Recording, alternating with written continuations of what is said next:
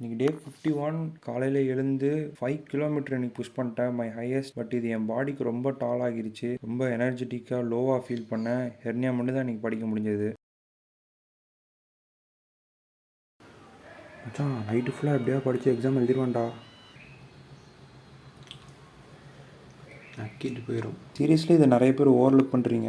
ஒரு மெடிக்கோஸாக நமக்கே தெரியும் ஸ்லீப் எவ்வளோ இம்பார்ட்டன்ட்றது. அது காக்னேட்டிவ் ஃபங்க்ஷன்ஸ்க்கும் மெமரி ரீகாலிங்க்கு எவ்வளோ எசென்ஷியல்னு தெரியும். நான்லாம் சில டைம் எக்ஸாமுக்கு படிக்காமே போவேன். எல்லாம் என் பிரெயினை நம்பி தான் போவேன். நல்லா தூங்கிட்டு போயிடுவேன். நான் எக்ஸாம் ஹாலுக்கு போய் பேப்பரில் கை வச்சு கொஷினை பார்த்ததுக்கப்புறம் அந்த கொஷின் சம்மந்தமான எல்லா விஷயமும் என் லைஃப்பில் எங்கே நடந்தாலும் என் பிரெயின் அதை ரீகால் பண்ணி எனக்கு தரும். அந்தளவுக்கு நான் என் பிரெயினுக்கு ரெஸ்ட் கொடுப்பேன். ஒன்றுமே படிக்காத நானே இவ்வளோ பெனிஃபிட் பண்ணுறேன்னா ஸ்டடி ஹாலிடேஸ் ஃபுல்லாக மாங்குன்னு உயிரை கொடுத்து படிக்கிற நீங்கள் ஸ்லீப்பை காம்ப்ரமைஸ் பண்ணிட்டு உங்கள் ஸ்கோரை நீங்களே எடுத்துக்கிறீங்க.